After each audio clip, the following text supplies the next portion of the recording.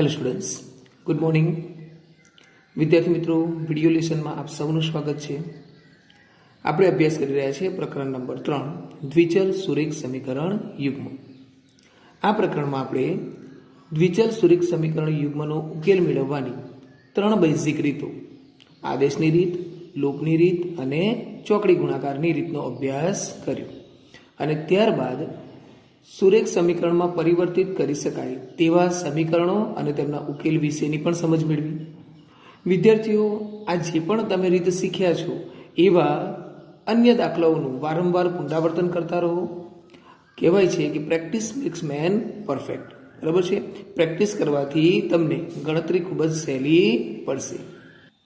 આજના વિડીયો લેશનમાં આપણે 1 માર્ક્સ માટેના વૈકલ્પિક પ્રશ્નોની ચર્ચા કરીશું અને એ પ્રશ્નોના જવાબ ચોક્કસ અને મર્યાદિત સમયમાં કેવી રીતે મેળવાય તેની ટૂંકી રીતો પણ સમજીશું. વૈકલ્પિક પ્રશ્નો સમજતા પહેલાં આપણે અહીંયા થોડીક માહિતી મેળવી લઈએ. અને આ જે માહિતી છે એ માહિતી યાદ રાખવાથી આપણા ઘણા બધા વૈકલ્પિક પ્રશ્નો સરળ બની જાય છે. આટલું એક પુસ્તક યાદ રાખવાથી આપણને ઘણા એવા વૈકલ્પિક પ્રશ્નો જેના જવાબ આપણે લગભગ મૌખિક આપી શકીએ છીએ. પહેલું આપેલું છે વિદ્યાર્થીઓ સમીકરણ યુગ્મ x - 5y બરાબર -4, 2x + y બરાબર 14. ચાલો આપણે એને પ્રમાણિત સ્વરૂપમાં લખીએ. તો શું લખાશે વિદ્યાર્થીઓ? x - 5y + 4 = 0. અને એ જ રીતે 2x + y -14 બરાબર 0. હવે પ્રમાણિત સ્વરૂપમાં લખીએ એટલે આપણને a1, b1, c1, a2, b2 અને c2 ની કિંમત ખ્યાલ આવી જાય. હવે આપણે એનો ગુણોત્તર જોઈએ. પહેલું છે a1/a2 એટલે કે xના સહગુણકોનો ગુણોત્તર. xનો સહગુણક 1, અહીંયા xનો સહગુણક છે 2. કેમ? તો અહીંયા લખીએ 1/2. 1/2. બીજો નંબર છે b1/b2 એટલે કે yના સહગુણકોનો ગુણોત્તર. તો yનો સહગુણક -5 અને છેદમાં yનો સહગુણક છે 1, -5/1. એ જ રીતે c1/c2 અચળ પદોનો ગુણોત્તર 4/-14.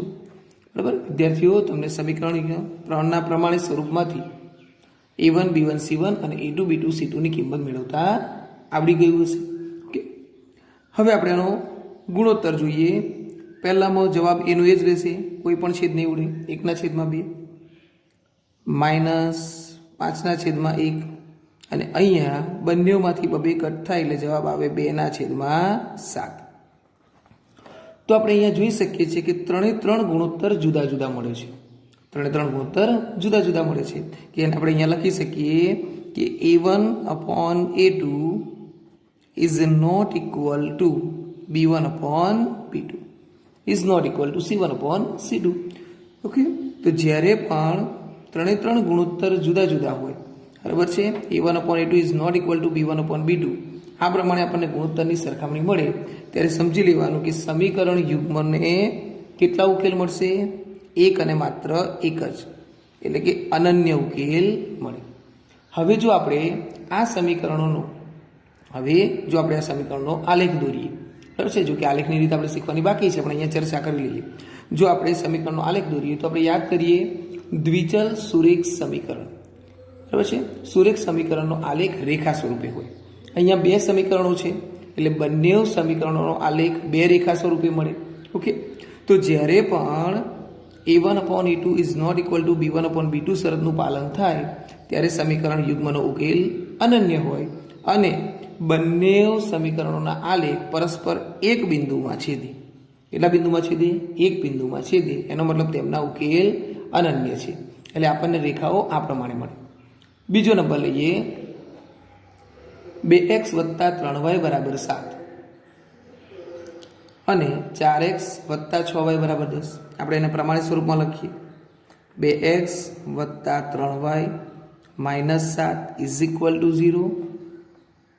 4x + 6y -10 = 0.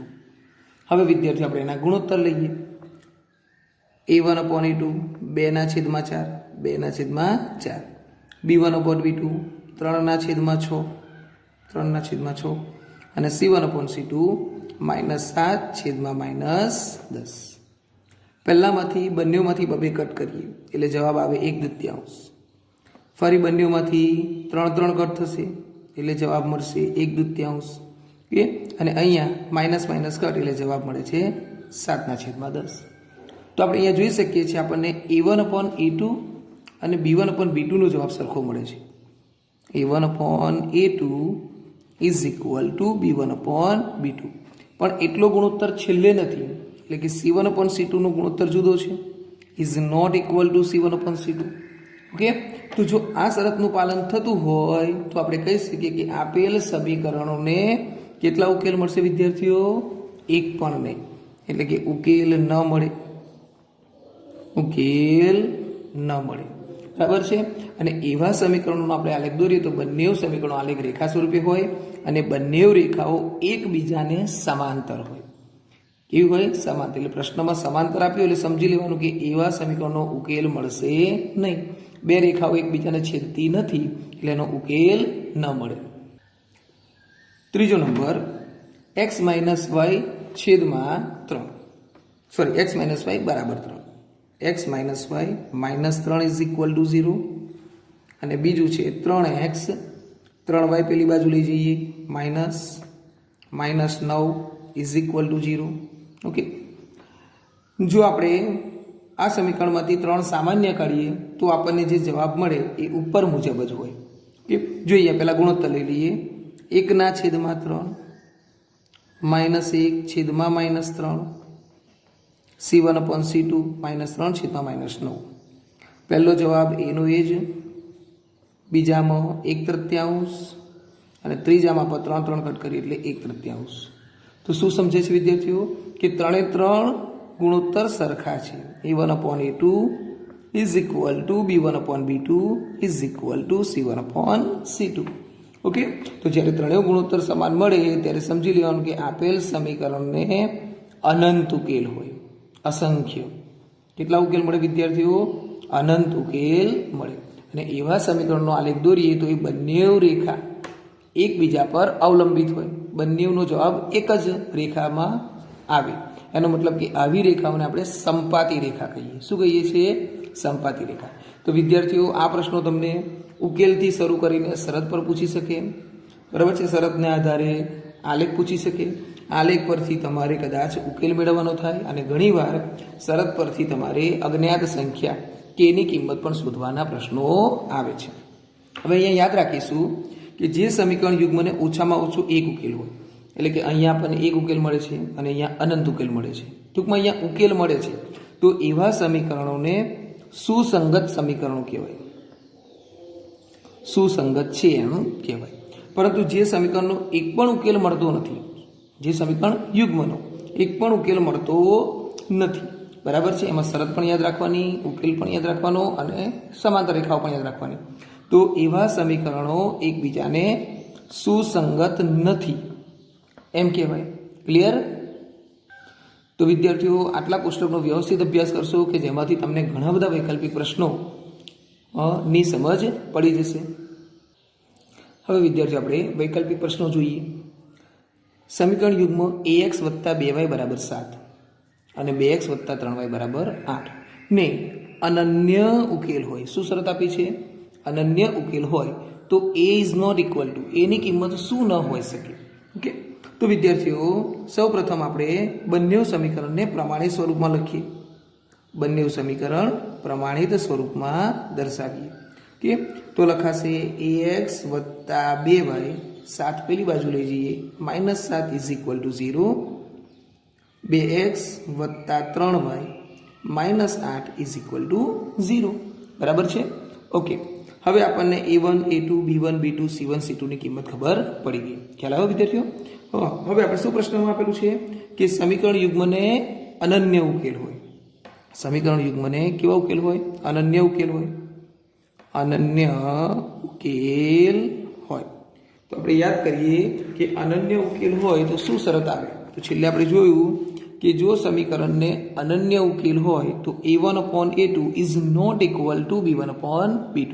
આ શરતો યાદ રાખવી પડશે વિદ્યાર્થીઓ, બરાબર છે? તો અહીંયા લખીએ a1/a2 is not equal to b1/b2 માટે કે a1 ની કિંમત કેટલી ગણાશે? a1 એટલે કે પહેલા સમીકરણમાંથી x નો સહગુણક a2 is equal to 2 is not equal to y નો સહગુણક 2 અને છેદમાં y નો સહગુણક 3. a1/a2 is not equal to b1/b2 માટે a is not equal to, જેમ આપણે બરાબર લખીએ છીએ એમ અહીંયા લખવાનું બરાબર નથી. ઇઝ નોટ ઇક્વલ ટુ 2 ભાગાકારમાંથી ગુણાકારમાં, એટલે 2 ગુણ્યા 2 બરાબર 4/3. તો એનું મૂલ્ય શું ન હોવું જોઈએ? 4/3 ન હોવું જોઈએ. તો વિદ્યાર્થીઓ દાખલા ખૂબ જ સરળ છે, માત્ર ને માત્ર આપણને ઉકેલને આધારે શરત યાદ હોવી જોઈએ. બીજો પ્રશ્ન લઈએ વિદ્યાર્થીઓ, કેની કઈ કિંમત માટે આપેલ દ્વિચલ સુરેખ સમીકરણ યુગ્મનો ઉકેલ ન મળે? શું કહ્યું છે વિદ્યાર્થીઓ? ઉકેલ ન મળે. અહીંયા આપણને બંને સમીકરણ આપેલા છે. તો સૌપ્રથમ આપણે શરતનો ઉપયોગ કરવા માટે a1, b1 અને c1 ની કિંમત નક્કી કરવી પડે અને એના માટે પ્રમાણિત સ્વરૂપ લખવું પડે. શું થશે વિદ્યાર્થીઓ પ્રમાણિત સ્વરૂપ? પહેલા સમીકરણમાંથી kx વત્તા 2y, આ પદને પેલી બાજુ લઈ જઈએ, માઇનસ ધન છે એટલે માઇનસ, અને પેલી બાજુ કૌંસમાં એને લખીએ k-2. જો તમારે કૌંસ ન લખવો હોય તો k માઇનસ થશે અને આ -2 પેલી બાજુ લઈ જઈએ એટલે પ્લસ થશે. પણ આપણે આ પ્રમાણે લખો, minus k-2 is equal two 0. 8x વત્તા ky માઇનસ k બરાબર 0. તો અહીંયાથી આપણે સરળતાથી a1, a2, b1, b2 અને c1, c2 ની કિંમત પસંદ કરી શકીએ.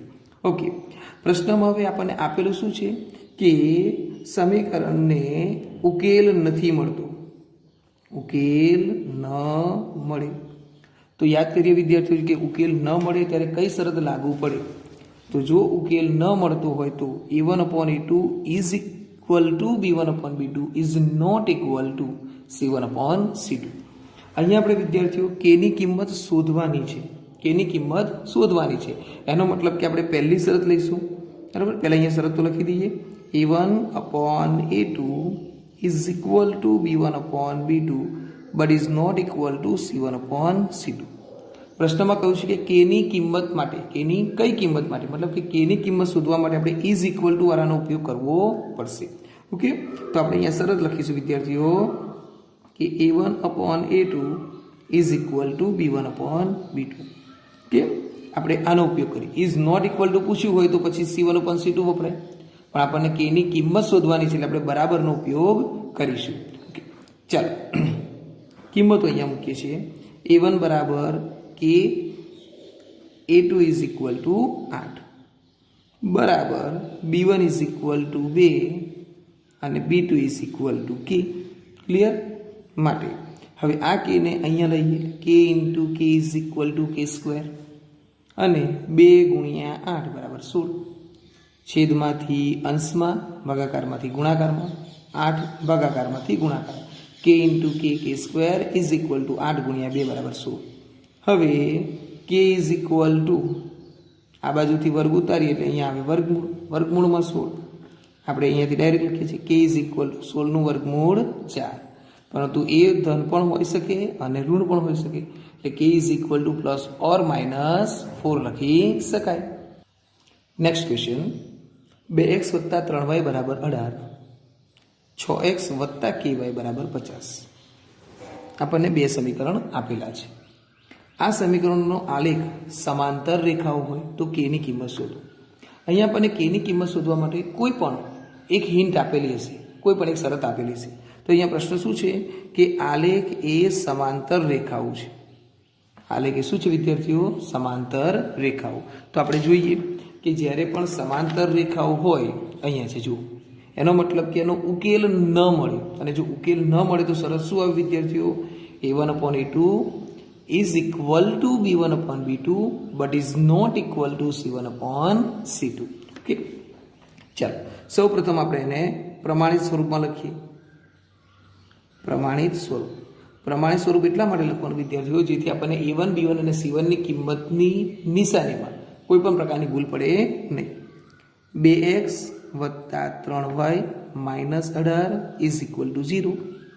A1 બરાબર 2, B1 બરાબર 3, C1 બરાબર અચળ પદ માઇનસ 18. અને બીજો નંબર લઈએ 6x વત્તા ky minus 50 is equal two 0. Number 2 જેમાં આપણને A2 B2 અને C2 ની કિંમત ખબર પડે. જો વિદ્યાર્થીઓ આપણે આ સમીકરણને આ પ્રમાણે લખીએ ઉપર નીચે તો આપણને કિંમતો શોધવામાં કોઈ પણ પ્રકારની તકલીફ પડે નહીં. A1 A2 B1 B2 C1 C2 તરત જ ખબર પડી જાય. ઓકે, હવે પ્રશ્નમાં શું આપેલું છે વિદ્યાર્થીઓ? k ની કિંમત શોધવા માટે કે આલેખ સમાંતર રેખાઓ છે. આલેખ સમાંતર રેખાઓ છે એનો અર્થ એવો થયો કે સમીકરણ યુગ્મને ઉકેલ ન મળે. બે રેખાઓ એકબીજાને કોઈ પણ બિંદુમાં છેદતી નથી એનો મતલબ સમીકરણ યુગ્મને ઉકેલ મળે નહીં. અને જો ઉકેલ ન મળે તો સરસ શું આવે? A1 upon A2 is equal to B1 upon B2 is not equal to C1 upon C2. ફરીથી અહીંયા આપણે k ની કિંમત શોધવાની છે. k is equal to જવાબ આવવો જોઈએ. શું આવવો જોઈએ? k is equal to. એનો અર્થ એવો થયો કે આપણે આ is equal to વાળી શરતનો ઉપયોગ કરીશું. k ની કિંમત શોધવાની હોવાથી આપણે is equal to વાળી શરત લઈએ તો A1 upon A2 is equal to B1 upon B2. Okay, કોઈ પણ બે જોડની સરખામણી કરવાની છે, ત્રણ જોડ સાથે લેવાની નથી. આપણે k ની કિંમત શોધવાની હોવાથી k બરાબર જવાબ લાવવાનો હોવાથી આનો ઉપયોગ કરીએ છીએ. દર્શાવીએ A1 upon A2 2/6 is equal to B1 upon B2 3/k.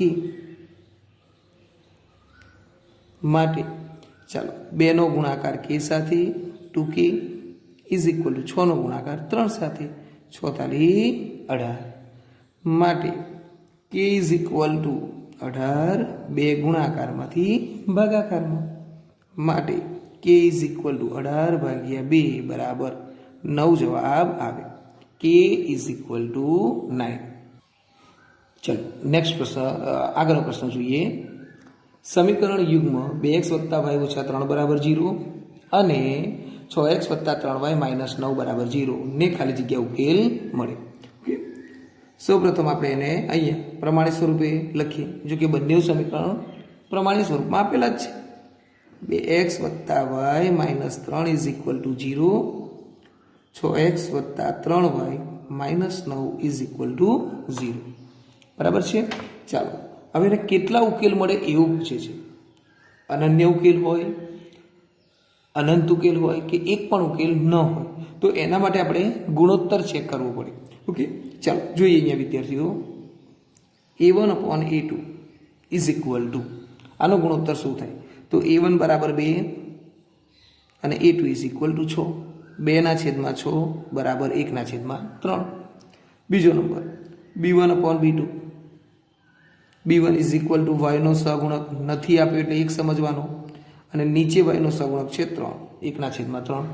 અને ત્રીજો number C1 upon C2 is equal two -3/-9 minus cut 3/9 છેદ ઉડાડીએ એટલે જવાબ મળે 1/3.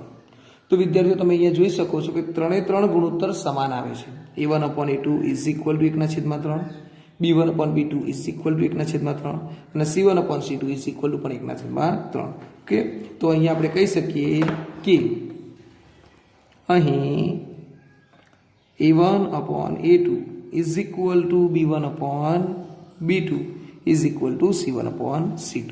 3 ગુણોત્તર સરખા મળે છે. અને અહીંયા જોઈએ આપણે કે જ્યારે પણ 3 ગુણોત્તર સરખા મળતા હોય ત્યારે એને કેટલા ઉકેલ મળે વિદ્યાર્થીઓ? અનંત ઉકેલ મળે. કેટલા મળે? અનંત ઉકેલ મળે. એટલે કે સમીકરણ યુગ્મને અનંત ઉકેલ મળે. હવે જો વિદ્યાર્થીઓ આટલી બધી ગણતરી ન કરવી હોય તો આપણે એને ટૂંકમાં આવું લખી શકીએ. ટૂંકમાં પહેલું સમીકરણ આપેલું છે 2x વત્તા y ઓછા 3 બરાબર 0, નંબર 1. અને બીજું સમીકરણ છે 6x વત્તા 3y માઇનસ 9 બરાબર 0. આ જે બીજું સમીકરણ છે એમાંથી શક્ય એટલા સામાન્ય કાઢી લઈએ તો સામાન્ય નીકળે વિદ્યાર્થીઓ 3, તો કૌંસમાં રહેશે 2x, અહીંયાથી રહેશે y, અહીંયા રહેશે -3 ઇઝ ઇક્વલ ટુ 0.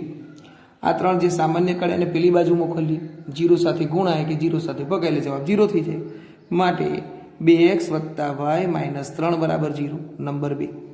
તો સામાન્ય કાઢ્યા પછી આપણે કહી શકીએ છીએ કે સમીકરણ 1 અને સમીકરણ 2 એકના એક જ સમીકરણ છે. 2x + y - 3 બરાબર 0, 2x + y - 3 બરાબર 0.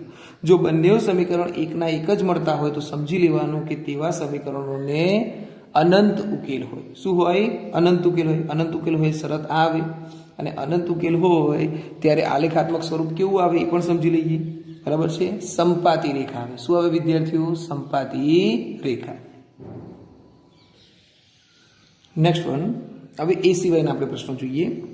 x/2 બરાબર 6/y બરાબર 2 હોય તો x ઓછા y નો જવાબ મેળવવાનો. મતલબ કે આપણે x ની કિંમત શોધવાની, y ની કિંમત શોધવાની અને ત્યાર પછી તેનો તફાવત એટલે કે બાદબાકી મેળવવાની છે. તો વિદ્યાર્થીઓ ચોકડી ગુણાકારની રીતનું છેલ્લું સ્ટેપ તમને યાદ હશે. છેલ્લું સ્ટેપ શું હતું? એમાં આપણે x અને y વાળા પદની સરખામણી અચળ પદ સાથે કરવાની. આ ત્રણેની કિંમત સરખી છે. જો વચ્ચે શું લખ્યું છે? Is equal two. એનો મતલબ કે મૂલ્ય સમાન છે. તો આપણે x અને y વાળા પદની સરખામણી અચળ પદ સાથે કરવાની. તો આપણે લખીએ x/2 બરાબર 2 અને 6/y બરાબર 2. બરાબર? ઘણા ચોકડી ગુણાકારમાં આપણે છેલ્લું સ્ટેપ આવું લખતા હતા. માટે x ઇઝ ઇક્વલ ટુ 2 ભાગાકારમાંથી ગુણાકારમાં એટલે 2 × 2 બરાબર 4. અને આ તરફ જોઈએ તો 6 is equal two 2y, 6 is equal to y ભાગાકારમાંથી ગુણાકારમાં માટે 6/2 બરાબર y માટે 3 બરાબર y. તો આપણને x ની કિંમત મળે છે 4 અને y ની કિંમત 3. પ્રશ્નમાં શું પૂછ્યું છે વિદ્યાર્થીઓ? તો પ્રશ્નમાં પૂછેલું છે કે x ઓછા y નું મૂલ્ય જણાવો. x ઓછા y બરાબર, તો x ઇઝ ઇક્વલ ટુ 4 અને y ઇઝ ઇક્વલ ટુ 3. તો 4માંથી 3 ગયા બરાબર 1. તો સરળ એવા ટૂંકા પ્રશ્નો છે બધા જ, પરંતુ આ પ્રશ્નોને તમારે વારંવાર પ્રેક્ટિસ કરીને વધુ સરળ બનાવવા પડશે જેથી તમે નિયત સમયમાં એનો જવાબ આપી શકો.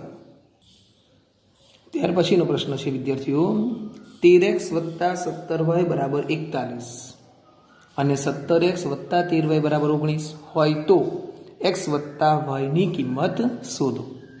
તો વિદ્યાર્થીઓ આપણે જો આનો ઉકેલ આદેશની રીત, ચોકડી ગુણાકારની રીત કે લોપની રીતે કરવા જઈએ તો વૈકલ્પિક પ્રશ્ન આપણે સમયસર બરાબર છે ન મેળવી શકીએ.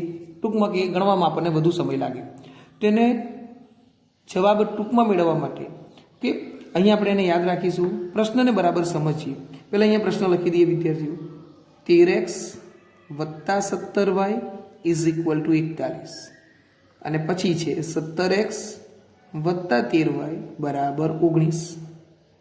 હવે પ્રશ્નને બરાબર ધ્યાનપૂર્વક જુઓ. અહીંયા જે એક્સનો સહગુણક છે બરાબર છે 13 અને વાયનો સહગુણક છે 17. નીચેના સમીકરણમાં શું આપેલું છે? એક્સનો સહગુણક 17 કર્યો છે અને વાયનો સહગુણક 13 કર્યો છે. બરાબર છે? મતલબ કે અહીંયા સહગુણકો ખાલી એકબીજા સાથે બદલેલા છે. ઓકે. પ્રશ્નમાં આપણને પૂછ્યું છે x + y. તો અહીંયા આપણે ત્રણમાંથી કોઈ પણ રીતનો ઉપયોગ કરવાનો નથી. લોપની રીત, આદેશની રીત કે ચોકડી ગુણાકાર રીત. રાઈટ? સીધું અહીંયા વિચારી લેવાનું કે આપણે અહીંયા પૂછ્યું છે પ્લસ. શું પૂછ્યું છે? પ્લસ. મતલબ કે x અને y ની વચ્ચે x અને y ની વચ્ચે પ્લસની નિશાની છે. એનો મતલબ સમીકરણ 1 અને સમીકરણ 2 નો સરવાળો કરતા. શું કરવાનું છે વિદ્યાર્થીઓ? સમીકરણ 1 અને સમીકરણ 2 નો સરવાળો કરીએ. સરવાળો કરતા. હવે સરવાળો કરવાનો એનો મતલબ એવો થાય કે નિશાની પ્રમાણે કામ કરો. નીચેના સમીકરણની નિશાની બદલવાની નથી. તો જોઈએ વિદ્યાર્થીઓ, 13x + 17x is equal two 30x plus 17y + 13y is equal two 30y અને 41 + 19 બરાબર 60. આવો આપણને જવાબ મળ્યો. હવે આ દરેકમાંથી આપણે 30ને સામાન્ય કાઢીએ.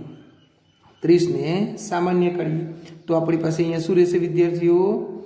એક્સ વત્તા વાય બરાબર 2. 30 સામાન્ય લેતા બધા પદને 30 વડે ભાગતા એવું પણ વિચારી શકાય, 30 સામાન્ય લેતા એવું પણ વિચારી શકાય. તો આપણને જવાબ મળે એક્સ વત્તા વાય બરાબર 2. તો અહીંયા આપણે જોયું વિદ્યાર્થીઓ કે માત્ર એક જ સ્ટેપમાં આપણે ગણતરી કરીને જવાબ લાવી છીએ. ટૂંકમાં અહીંયાથી તમારે સામાન્ય કાઢવાનું થાય.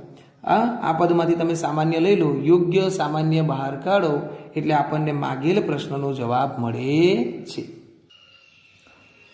નેક્સ્ટ ક્વેશ્ચન, 5x વત્તા 3y બરાબર 24 અને 3x વત્તા 5y બરાબર 8. તો x માઇનસ વાય શોધો. શું પૂછ્યું છે? x minus Y. તો આપણે કઈ સમીકરણ યુગ્મનો ઉકેલ મેળવી x લાવવાના, y લાવવાના અને છેલ્લે બાદ બાકી કરવાની. તો એમાં તો વિદ્યાર્થીઓ બહુ સમય છે. તો આ દાખલો પણ ઉપર પ્રમાણે ટૂંકમાં ગણી નાખવાનો છે. બરાબર છે? તો લખીએ અહીંયા 5x વત્તા 3y બરાબર 24,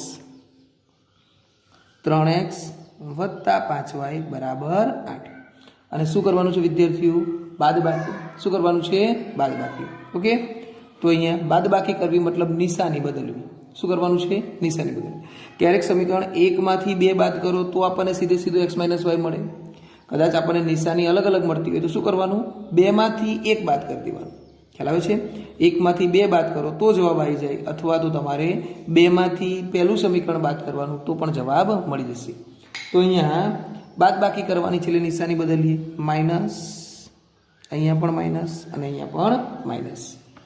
5x માંથી 3x ગયા, 2x, 3y માંથી 5y ગયા, 2y, મોટો અંક ઋણ એટલે જવાબ ઋણ, અને 24 માંથી 8 બાદ કરીએ એટલે જવાબ શું મળે વિદ્યાર્થીઓ? 16. ચાલો કહી શકો કેટલા સામાન્ય નીકળશે? હા, આપણે કહી શકીએ દરેકમાંથી 2 સામાન્ય કરતા x માઇનસ વાય બરાબર 8. બરાબર છે? 2 સામાન્ય લેતા. ઓકે, તો જો આપણને માગેલ પ્રશ્ન આ રીતે આવી જતો હોય તો બરાબર છે. કદાચ એવું થાય કે નિશાની ઉલટાઈ છે, વાય ધન આવે છે અને એક્સ ઋણ આવે છે, તો શું કરવાનું વિદ્યાર્થીઓ? બીજામાંથી પહેલું સમીકરણ બાદ કરી દેવાનું. તો આપણને માગેલ પ્રશ્ન સીધો મળી જશે. નેક્સ્ટ વન, એક્સ વત્તા વાય છેદમાં એક્સ વાય બરાબર 2 અને બીજું સમીકરણ આપેલું છે એક્સ માઇનસ વાય છેદમાં એક્સ વાય બરાબર 6. તો વાય બરાબર શોધો. ઓકે વિદ્યાર્થીઓ, અહીંયાથી આપણે જોઈ લાગે કે એક્સ વાય સાથે આવે છે, એનો મતલબ આ દ્વિચલ સુરેખ સમીકરણ નથી. ત્યાર પછી આપણે એને 1/x 1/y ના સ્વરૂપમાં લાવવાના. એ તો ગણતરી બધી બહુ બધી છે. આપણે એટલું યાદ રાખવાનું કે જ્યારે પ્રશ્ન વૈકલ્પિક હોય ત્યારે આમાં કોઈક ને કોઈક ટૂંકી રીતે લાગુ પડતી જ હોય. ઓકે, જોઈએ અહીંયા વિદ્યાર્થીઓ કે આનો જવાબ ટૂંકમાં અને સરળ કઈ રીતે મેળવી શકાય. તો આને લખીએ વિદ્યાર્થીઓ, એક્સ વત્તા વાય બરાબર 2. આ એક્સ વાય ભાગાકારમાંથી ગુણાકારમાં 2xy નંબર 1. એ જ રીતે એક્સ માઇનસ વાય, આને પેલી બાજુ લઈ જઈએ તો શું લખાય વિદ્યાર્થીઓ? 6xy number 2. હવે આપણે અહીંયા કોની કિંમત શોધવાની છે? વાયની કિંમત શોધવાની છે. બરાબર છે? ઓકે, હવે જુઓ, કોઈ પણને આપણે સરખા કરવા નથી, સીધું આપણે લૂપની રીતનો ઉપયોગ કરી લઈએ, કારણ કે અહીંયા એક્સનો અને વાયના સગુણક સરખા જ છે. ઓકે, તો જુઓ, જે પ્રમાણે આપેલું છે એ જ પ્રમાણે કરીએ. વાય શોધવાનું છે એટલે અહીંયા ગણતરી કરીએ છીએ કે નિશાની પ્રમાણે શું જવાબ આવે. તો વાય પ્લસ અને વાય માઇનસ કટ થઈ જાય છે. ઓકે, તો વિદ્યાર્થીઓ વધે છે શું? x plus x is equal two 2x અને 2 વત્તા 6 બરાબર 8xy. અહીંયા આપણે નિશાની બદલી નથી, એનો મતલબ થાય કે બંને સમીકરણોનો આપણે શું કર્યું છે વિદ્યાર્થીઓ? સરવાળો કરતા. નિશાની બદલ્યા સિવાય સાદુરૂપ આપીએ તે ગણાશે સરવાળો કરતા. ઓકે, તો આપણને જવાબ મળ્યો 2x બરાબર 8xy. હવે આપણને યાદ હશે કે બરાબરની બંને બાજુ સરખું પદ સરખી ક્રિયામાં હોય તો કટ થાય. એક્સ ગુણાકારમાં, અહીંયા એક્સ ગુણાકારમાં કટ થઈ જશે એટલે જવાબ વધ્યો 2 બરાબર 8y. અહીંયા વાય શોધવાનું છે એટલે 8 ગુણાકારમાંથી ભાગાકારમાં આવે. ઓકે, માટે 2 ભાગ્યા 8 એટલે 1/4 ઇઝ ઇક્વલ ટુ વાય જવાબ મળે. શું જવાબ મળે વિદ્યાર્થીઓ? 1/4. છેલ્લો પ્રશ્ન અહીંયા જોઈ લે વિદ્યાર્થીઓ. પ્રશ્ન છે 2/x વત્તા 3/y બરાબર 3 અને 3/x વત્તા 2/y બરાબર 7. માટે 3/x વત્તા 3/y ની કિંમત શોધો. તો અહીંયા પણ આપણે અહીંયા 1/x = a અને 1/y = b લઈને ગણવાનું નથી. મેં આગળ વાત કરી એમ કે તમારે વૈકલ્પિક પ્રશ્ન હોય એટલે સમજી લેવાનું કે આની કોઈ પણ શોર્ટકટ હોય, બરાબર છે, અને એ ટૂંકી રીતનો જ આપણે ઉપયોગ કરીએ છીએ. અહીંયા આપણે જવાબ શોધવાનો છે સરવાળામાં. શેમાં શોધવાનું છે વિદ્યાર્થીઓ? સરવાળામાં. તો આપેલ સમીકરણ 1 અને સમીકરણ 2 નો સરવાળો કરીએ. ઓકે, સમીકરણ 1 અને સમીકરણ 2 નો સરવાળો કરતા જોઈએ. હવે સરવાળો શું મળે વિદ્યાર્થીઓ? 2/x વત્તા 3/x. છેદ સરખો છે એટલે અંશનો સરવાળો 2 વત્તા 3 5/x 5/x વત્તા અહીંયા બંનેમાં છેદ સરખો છે એટલે છેદ એનો એ જ આવશે y. અંશનો સરવાળો 3 વત્તા 2 બરાબર 5. 2 અને 3 5/x 3 વત્તા 2 5/y અને અહીંયા 3 વત્તા 7 બરાબર 10. આવો જવાબ મળે. પરંતુ આપણે જવાબ લાવવાનો છે 3/x પ્લસ 3/y. ઓકે, ચાલો આ દરેકમાંથી આપણે 5ને સામાન્ય લઈ લઈએ. શું કરીએ છીએ? 5 સામાન્ય લેતા એટલે કે દરેક પદને 5 વડે ભાગીએ છીએ એવું પણ વિચારી શકાય. તો આપણને જવાબ મળશે 1/x પ્લસ 1/y = 2. દરેકમાંથી 5 સામાન્ય લેતા. તો વિદ્યાર્થીઓ હવે આપણને જે જવાબ મળ્યો એ પણ માંગેલ પ્રશ્ન નથી. તો શું કરવું પડે છે? તો અહીંયા આપણે જોઈએ છીએ કે દરેકમાં 3 છે. શું છે? 3 છે. એટલે અહીંયા લખીએ દરેક પદને 3 વડે ગુણતા. દરેક પદને 3 વડે ગુણી નાખીએ. તો પહેલા પદને 3 વડે ગુણી એટલે 3 એકા 3/x વત્તા ફરીથી 1ને 3 વડે ગુણીએ 3 એકા 3/y અને અહીંયા છે 2 તો એને પણ 3 વડે ગુણીએ તો આપણને જવાબ મળશે 3/x 3/y = 6. ક્લિયર? તો વિદ્યાર્થીઓ આ પ્રકારના વધુ પ્રશ્નો તમે પ્રેક્ટિસ કરતા રહેશો. ખરેખર વૈકલ્પિક પ્રશ્નો એ તમારે જરૂરી છે અને થોડી ઘણી પ્રેક્ટિસથી દરેક પ્રશ્ન આપણા માટે સરળ બની રહેશે.